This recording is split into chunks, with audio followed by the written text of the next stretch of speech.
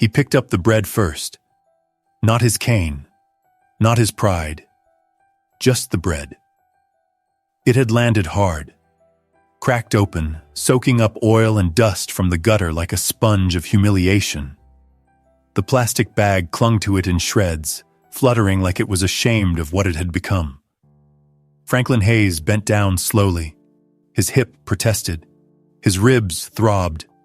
But his hand moved with precision, lifting the loaf like it was something sacred.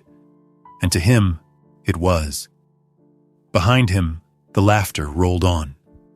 Not the warm kind, the sharp, careless kind, the kind that stings long after the echo fades.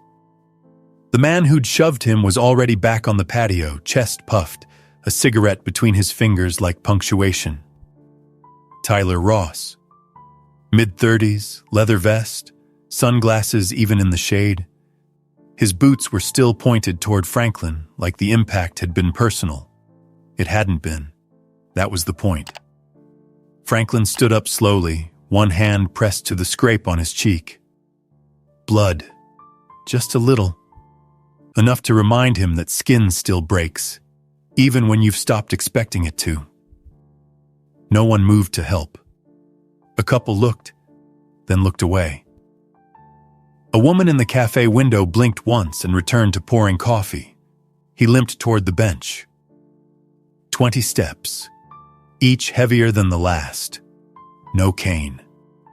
It had rolled away somewhere under a table. No one reached for it. He sat. The stone bench was cold. The bread in his lap bruised. His coat, olive drab, faded at the elbows, army issue, bore a small stain where the sidewalk had kissed his ribs, and no one saw him. He wasn't invisible. He was worse than invisible. He was known and ignored. In a world obsessed with voices, Franklin had become a whisper no one made time to hear. He didn't want pity. He didn't want praise. He wanted proof he still mattered. That someone, somewhere, still saw a man when they looked his way, and not just an obstacle. The wind picked up. It carried the dry scent of exhaust and fryer grease, and the low murmur of traffic farther down Main Street. Somewhere, a car alarm yawned to life and died in the same breath. He placed the broken loaf beside him, leaned back slowly, and exhaled. His phone buzzed. He blinked. Surprised. He hadn't expected anyone. Not on a Thursday. Thursdays were for quiet. Thursdays were for walking the same route he used to take with her. Franklin pulled out the phone. Flip style, scratched and stubborn, a relic like him. The screen glowed faintly. A name appeared. Ethan. His thumb hovered, then clicked. "Hi," he said, voice low. "Dad?" Ethan's voice was alert but calm. "You okay?" Franklin paused. "Of course, just resting." "You don't sound right."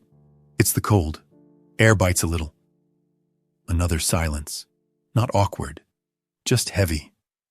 "Where are you?" Franklin hesitated. "Bench across from the Iron Fang." "Dad," Ethan said, tone shifting. "I'll call you right back." The line went dead. Franklin stared at the phone, frowned slightly, then tucked it away and watched the street. The bread sat quietly beside him, one crust split wide open. He didn't bother pressing it back together. If you're the kind of person who believes respect shouldn't come after pain, but before it, if you believe some uniforms never really come off, then this story is for you.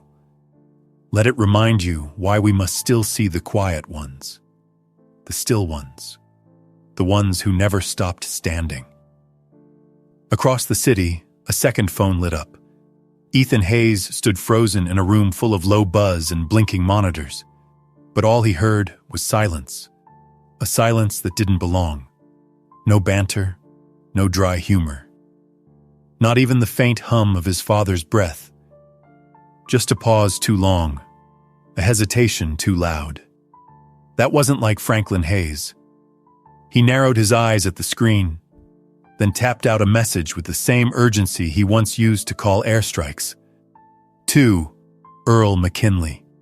You near Iron Fang? Check on my dad, now. The reply came in the form of a single thumbs up. Ethan exhaled sharply through his nose. Around him, his team stood still, not waiting for orders, just waiting for his body to issue them. They had seen this look before. It didn't mean panic. It meant movement. Prep the truck, Ethan said flatly. We're rolling downtown. He turned to the comms officer without breaking stride. Secure line. Visual. One touch. Bring it up. 15 minutes later, the screen flickered alive with Earl's breathless face. The old Navy man's forehead gleamed with sweat, windbreaker flapping as he half ran down Main Street. The camera jostled, then steadied. There, Earl said, voice tight. Across the road, Franklin sat alone on a stone bench, not slumped, not bleeding heavily, but wrong. Too still, too quiet. Closer, Ethan said. Earl angled the camera in, the image sharpened, a faint streak of dried blood near Franklin's cheek. One shoulder uneven, his cane missing, and beside him, the crushed loaf of bread, untouched, like even it knew not to interrupt the quiet. Ethan's jaw locked. How long's he been like that? Earl didn't lie. Can't say, but long enough that nobody thought to ask. The screen froze briefly, then came back. Franklin blinked into the late-day sun, small in the frame, his presence almost swallowed by indifference.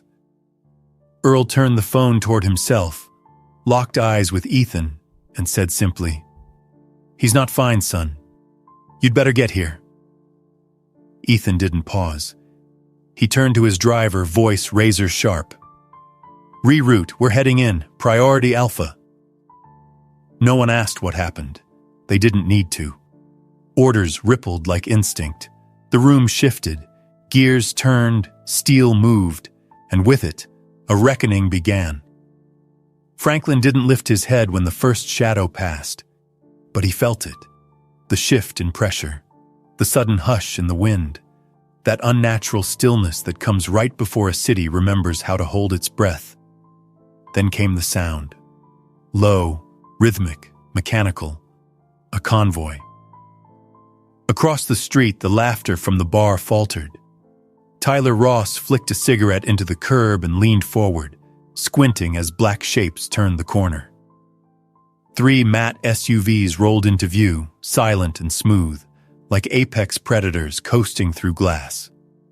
No flashing lights, no horns, just intent. One man dropped his coffee.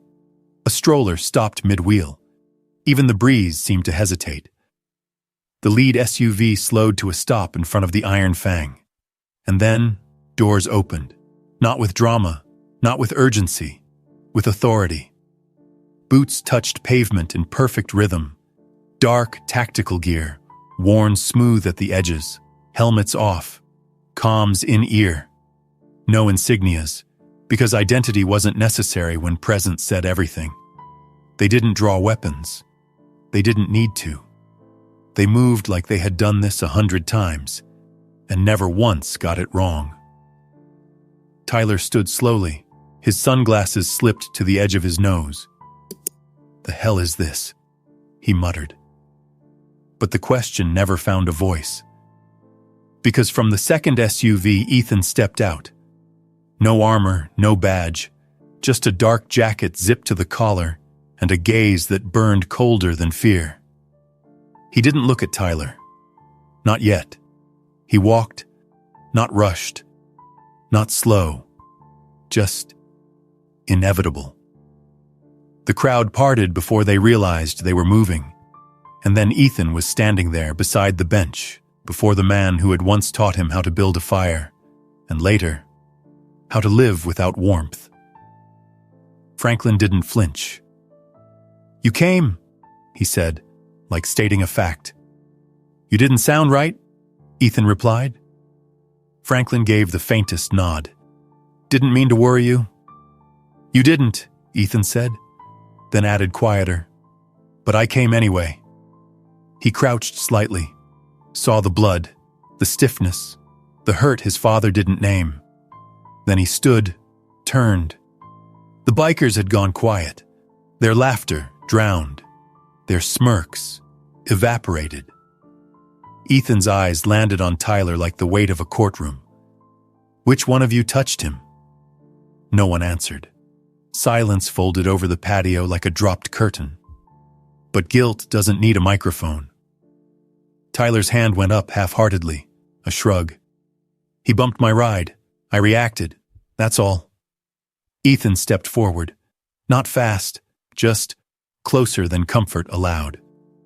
That man, he said, voice steady, served 30 years in the army. He kept machines moving under fire to save men whose names he never learned. He bled for people who never looked back. Tyler shifted. I didn't mean, you did. Ethan cut in. And today, you made him bleed again, on a street full of people who let him. He turned to one of his men. A nod. The man tapped his comms. 3 minutes later, a police cruiser rounded the corner. No siren, just silent lights. 2 officers stepped out, scanned the scene, read the room. Ethan met them halfway, pointed once. That one. Tyler didn't argue, didn't run, just stood there as the cuffs clicked. Soft, final. And for the first time that afternoon, he finally looked small. The sound of the cuffs was barely audible, but it echoed. Not through the air, through the people. In the quiet that followed, something shifted. The street, once indifferent, now seemed to inhale, like the whole city had been holding its breath without realizing it. And now, watching this man, this boy, really, being led into a police cruiser, the world remembered something it had forgotten. Franklin sat exactly where he had been, still, upright, unmoving, but not unnoticed anymore. Tyler didn't resist. The swagger was gone. His spine bent in a way it hadn't just 10 minutes ago. As the cruiser pulled away, a few heads turned to follow it. Others turned to Franklin. Ethan crouched again beside his father. This time, slower. This time, as a son, not a commander. You all right? Franklin exhaled, a long, careful breath.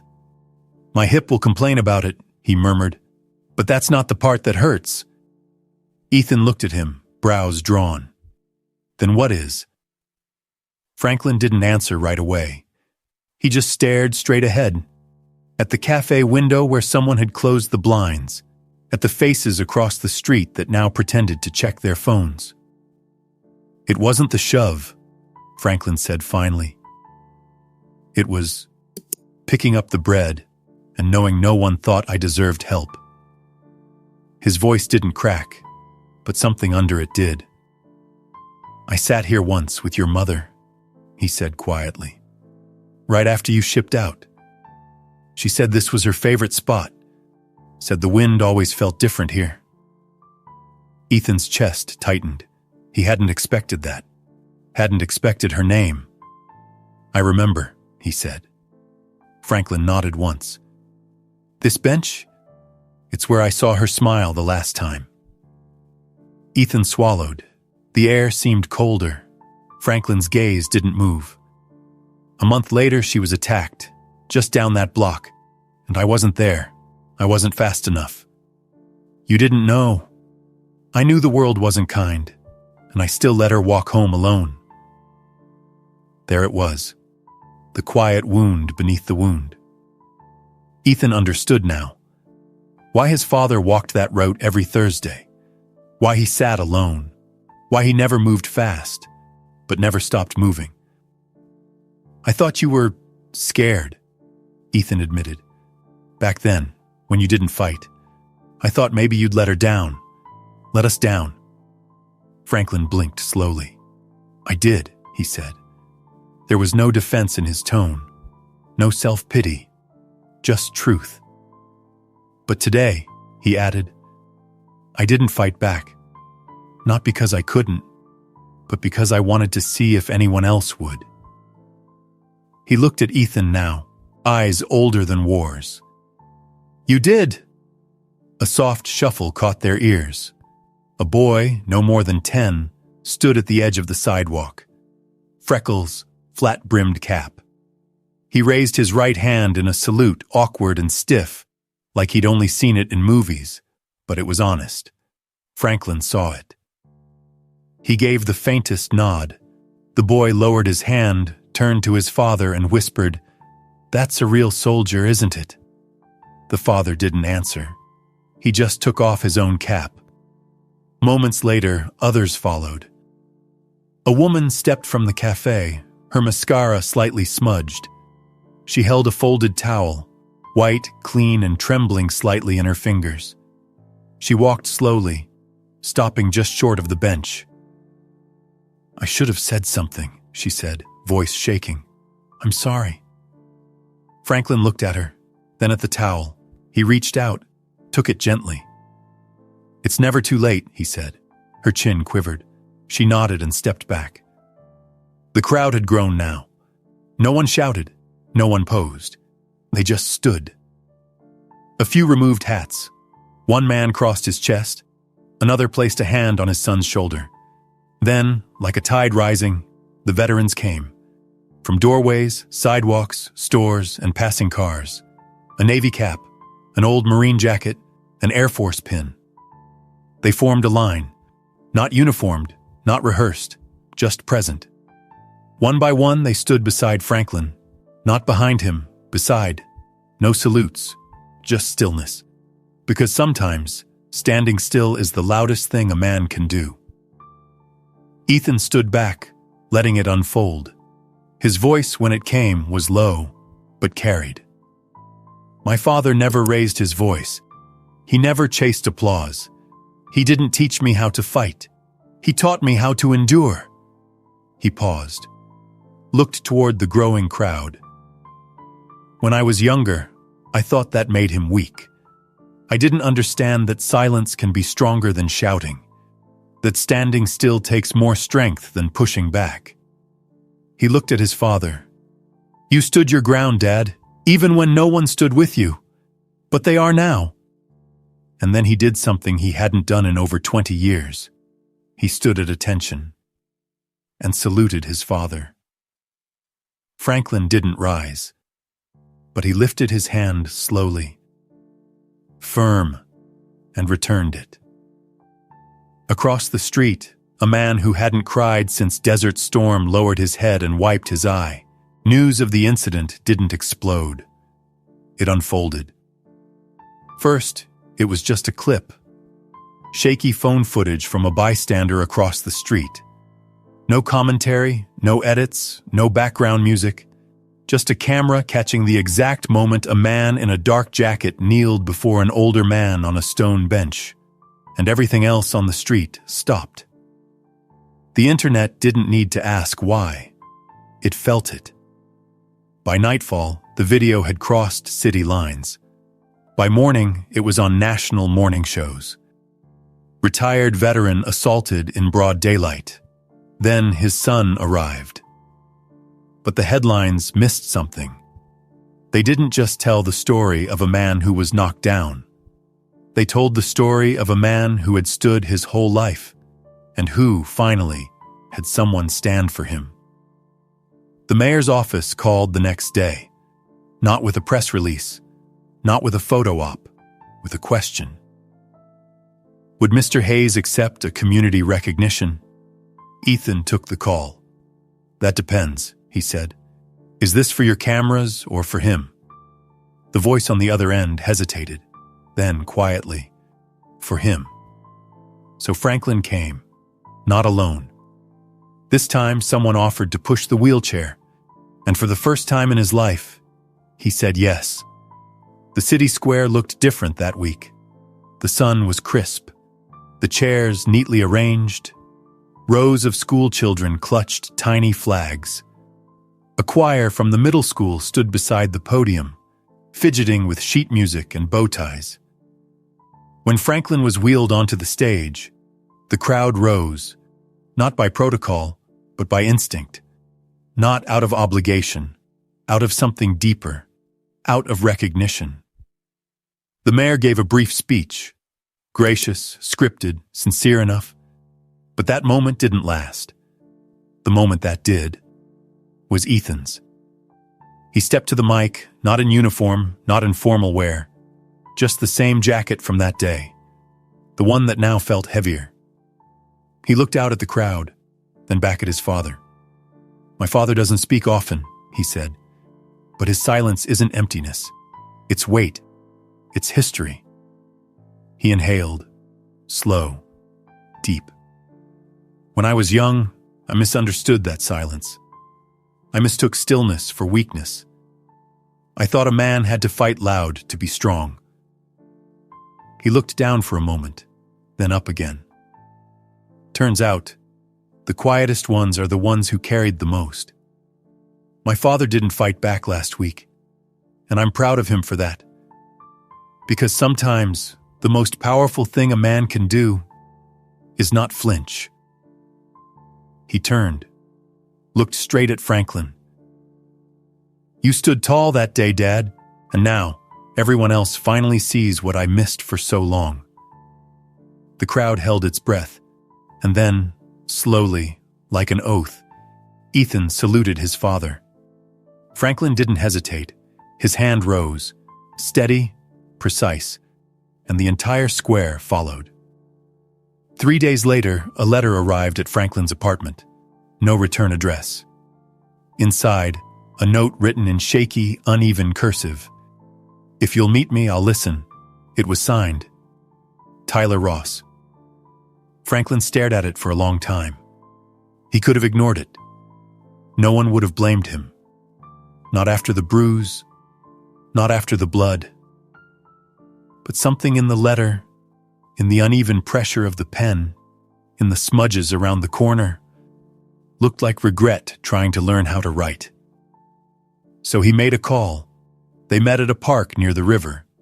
No cameras, no uniforms, just a bench, and 2 men who had bled on the same street, but from different wounds. Tyler didn't wear leather anymore, just a plain shirt. Collar wrinkled, hands shaking. "I didn't know who you were," he said. "That's not the issue," Franklin replied. "You didn't care." Tyler looked down.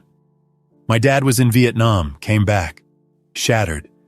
I grew up thinking the uniform was what broke him. I grew up angry."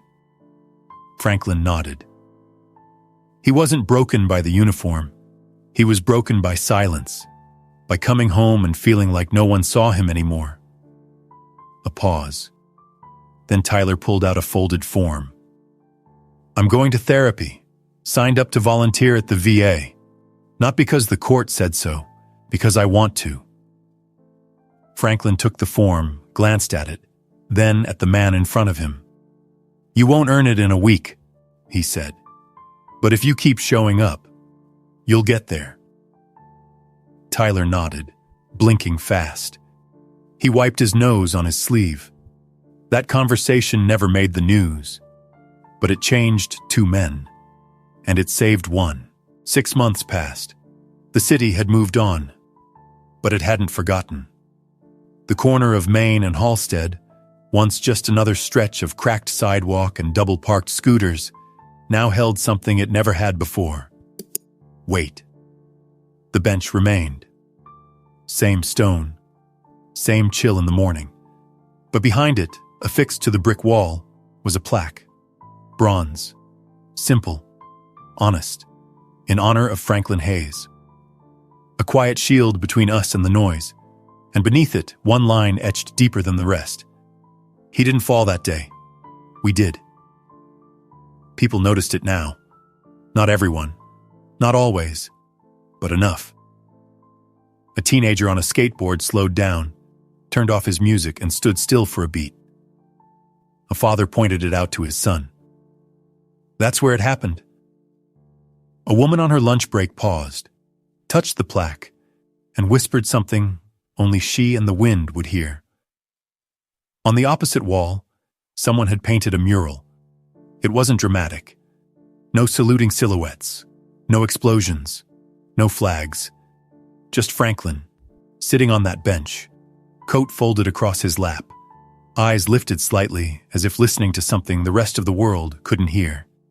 And beside him, a loaf of bread. The caption read, "Respect isn't a gesture, it's a choice." The neglected park behind the Iron Fang bar had been cleaned up, benches repaired, trash cleared. A narrow walking path laid in soft curves through newly planted trees. The city council, in a rare moment of unanimity, renamed it Hayes Field. Now every Thursday someone left something by the bench. A folded flag, a handwritten note, a small, still warm loaf of sourdough in butcher paper. No one ever claimed them. They just appeared. Franklin still walked, slower, with pauses. But he walked. People saw him now. Not like a monument, not like a ghost, like a man. A barista waved, a boy on a bike nodded, a young recruit, maybe 19, maybe terrified, stopped and asked to shake his hand. Franklin always shook with his left, saved the right for holding on to things that mattered. Tyler Ross kept coming back too. No headlines, no praise. He drove vets to the VA, helped them into elevators, read mail to the legally blind. Quiet work, unpaid, undocumented, but deliberate. He didn't talk much, but sometimes, when he and Franklin passed each other in the hallway or outside the diner, they shared a nod. Not forgiveness, something deeper, recognition. Two men, once colliding, now walking in the same direction, different paths, same pace. Then came the autumn. One of those days where the air is crisp enough to carry memory. The kind of day where even the light feels honest. Ethan came home on leave. No uniform, no briefing book. Just a paper bag with 2 coffees and a loaf of warm bread. He found his father already seated on the bench. Same bench, same silence. But this time, it felt full. They didn't speak right away. They just watched. Children ran through the grass at Hayes Field. A teenager tied a small American flag to the back of his bike. A dog barked in the distance. Then Ethan said quietly, "You stirred things up, Dad." Franklin let out a slow breath, one that seemed to let go of 6 decades. "Sometimes," he said, "people just need reminding what matters." He watched as a woman knelt to tie her son's shoes. "Sometimes," he added, "they just forget to see." Ethan nodded. They sat together a while longer, father and son, soldier and soldier, one who built the machines that carried others, one who carried that legacy. Then Franklin reached into his coat pocket and pulled out a small envelope. Weathered, no stamp. "Found this in the mail slot this morning," he said. "Figured I'd let you read it." Ethan opened it. The handwriting was careful, steady. "I walk past that bench every Thursday now. I never sit. I haven't earned that. But I look. I remember. I keep showing up. I used to think silence was weakness. But it turns out, some silence is sacred." T.R. Ethan folded the letter slowly. He looked at his father. Franklin just nodded once, like it was the simplest truth in the world. That night, as the wind moved through the trees of Hayes Field, if you listened closely, you could almost hear the memory of boots, not marching, not rushing, just arriving. Because sometimes, a man doesn't need to raise his voice. He just needs to refuse to fall alone. If this story stayed with you, if it reminded you of someone who stood tall in silence, leave a word of respect below. And subscribe to This Really Happened. Because some truths don't need to be shouted. They just need to be heard.